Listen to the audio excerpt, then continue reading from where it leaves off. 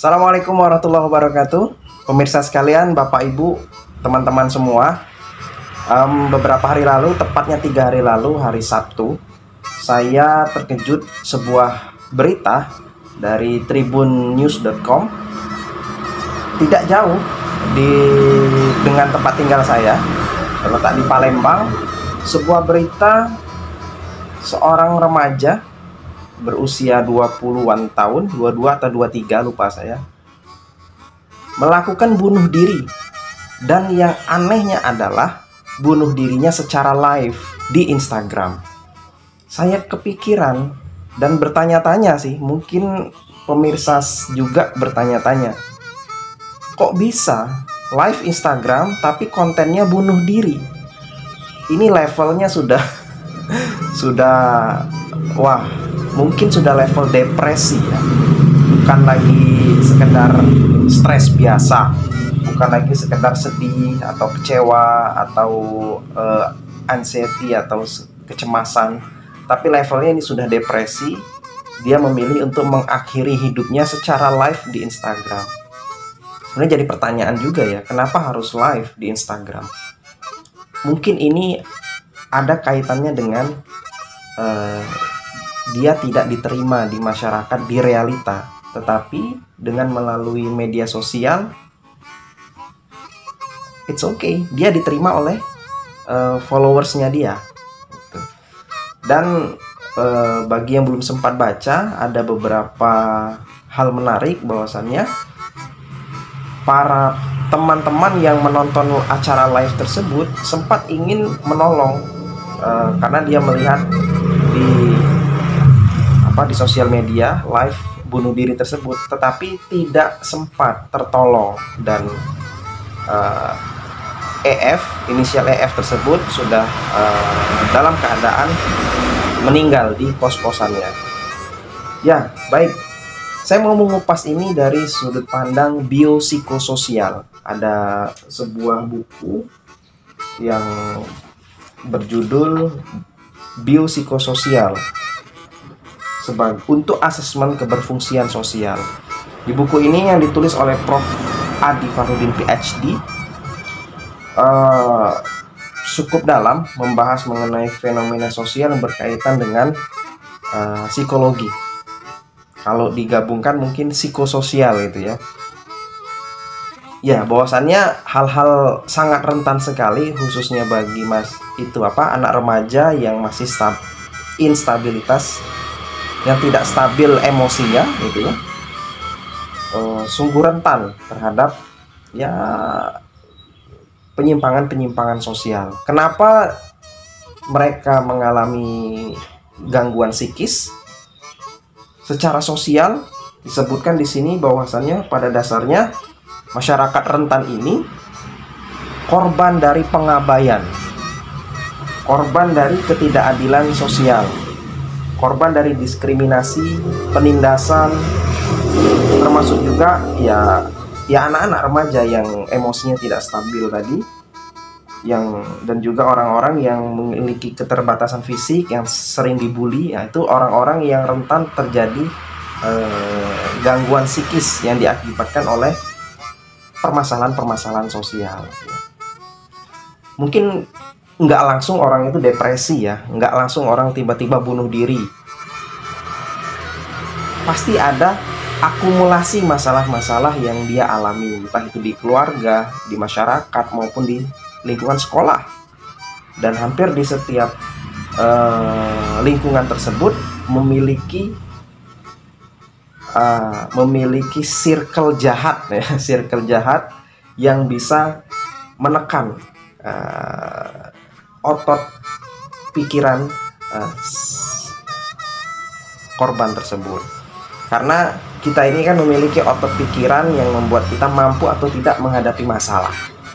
Kalau masalah yang dihadapi hanya masalah-masalah ringan, sebanyak apapun kita masih bisa hadapi. Semisal 1 + 1 sama dengan 2, itu kan masalah kecil ya.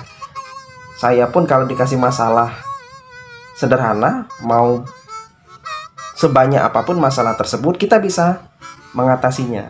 Akan tetapi kalau masalah itu di luar dari otot pikiran kita, kemampuan kita untuk menghadapinya, maka 3 masalah pun sudah buat kita berpikir keras. Nah, akumulasi dari kerasnya berpikir untuk menghadapi masalah tersebut, apalagi dipendam tanpa ada ending penyelesaian, itu berdampak namanya psikomatis, beban berat pikiran yang berdampak pada kesehatan fisik kita. Misalkan ada beberapa teori mengatakan bahwasanya penyakit-penyakit fisik itu disebabkan oleh ada gangguan emosional, gangguan psikis kita. Misalkan sakit punggung itu karena terlalu banyak mikirin utang misalkan, atau sakit mah karena kecemasan gitu kan, dan masih banyak contoh penyakit-penyakit lainnya. Nah, kembali lagi ke EF tadi, depresi itu saya yakin pasti ada masalah yang menumpuk, apalagi anak remaja yang masih labil ya. Nah, yang jadi pertanyaan kedua, kenapa harus live di Instagram? Ini yang nggak habis pikir ya. Ternyata setelah saya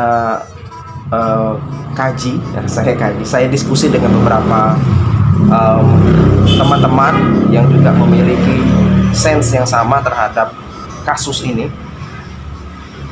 Saat ini ternyata sudah terjadi shifting interaksi sosial. Bahwasannya hampir setiap interaksi masyarakat itu sudah mulai shifting ke dunia maya, dunia sosial media. Mulai dari ya sekedar pergaulan, saling komen, apalagi bahkan cari jodoh pun lewat dunia maya. Dunia pekerjaan pun sekarang orang kalau mau nerima karyawan baru, dilihat apa akun sosial medianya. Itu kan, di scroll bagaimana masa lalunya, orangnya galau atau enggak gitu kan. Enggak cuman itu, dunia kriminalitas pun sekarang sudah semakin erat dengan cyber. Makanya di kepolisian itu ada satu unit khusus, namanya unit yang menangani cybercrime gitu ya.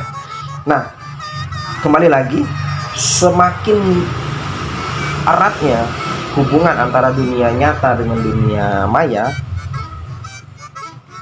ini menyebabkan orang ingin mempertontonkan kesehari-hariannya untuk ditampilkan di sosial media. Nah, semakin erat ini karena di mana lagi tempat si korban ini diterima, di mana lagi dia mau dipercaya, di mana lagi tempat dia mau didengar kecuali di sosial media.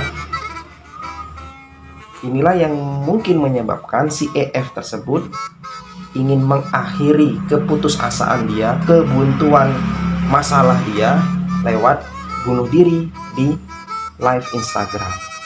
Jadi memang usia 20-an itu masuk dalam kategori Gen Z, generasi Z, yang merupakan penduduk asli sosial media, penduduk asli dunia maya, yang mungkin sejak kecil mereka sudah punya akun Facebook. Nah, bagaimana solusinya? Solusinya ya, si EF sudah meninggal, nggak bisa dihidupkan lagi kan. Tapi kita bisa ambil pelajaran bahwasannya menyerahkan 100% remaja, anak-anak, ataupun orang-orang yang rentan untuk berselancar di dunia maya itu hal yang salah 100% salah. Kalau kita 100% menyerahkan dia hidup di dunia maya, harus ada keseimbangan, harus ada pantauan, pengawasan yang itu bukan sekedar memantau di dunia maya, tapi juga pertemuan face to face secara langsung, bertemu secara tatap muka, itu tetap penting untuk dilakukan. Karena begini, para anak muda ini mereka ada istilahnya healing. Mereka ingin melepaskan kepenatan mereka dengan healing. Apa ya healing itu ya? Ya mungkin sekedar refreshing gitu kan. Nah, mereka di mana untuk refreshingnya? Di dunia nyata yang berbiaya mahal. Makanya mereka kadang itu kalau kita ya, kalau kita yang pernah di zaman kolonial gitu ya, itu kan kalau ada masalah dicurhatkan dengan temen, diobrolkan dengan orang tua, atau mungkin disampaikan kalau masalahnya udah berat banget. Kalau di sekolah ada namanya guru BP. Nah, ini anak-anak generasi Z ini, mereka menyelesaikan itu di dunia maya. Mungkin mereka healingnya dengan nonton film Korea, atau mereka main game, atau mereka healingnya dengan nonton podcast orang lagi ngobrol, seolah-olah mereka nganggap mereka tuh ikut ngobrol loh dengan podcast-podcast yang ada di channel-channel YouTube. Contoh misalkan podcast Deddy Corbuzier, podcastnya apa ya, apalagi ya yang sering didengar oleh anak-anak muda. Jadi seolah-olah mereka ikut ngobrol. Kalau saya tuh sering baca loh komen-komen yang ada di podcast-podcast channel itu, banyak jawaban-jawaban yang wah, saya relate banget nih dengan masalah ini. Kok gue banget ya obrolannya. Ih, pas banget dengan kondisi saya. Sering kalimat-kalimat itu muncul. Artinya mereka menumpahkan permasalahan mereka, walaupun tidak selesai masalahnya, tapi membuat lega itu dengan nonton podcast yang relate dengan masalah mereka.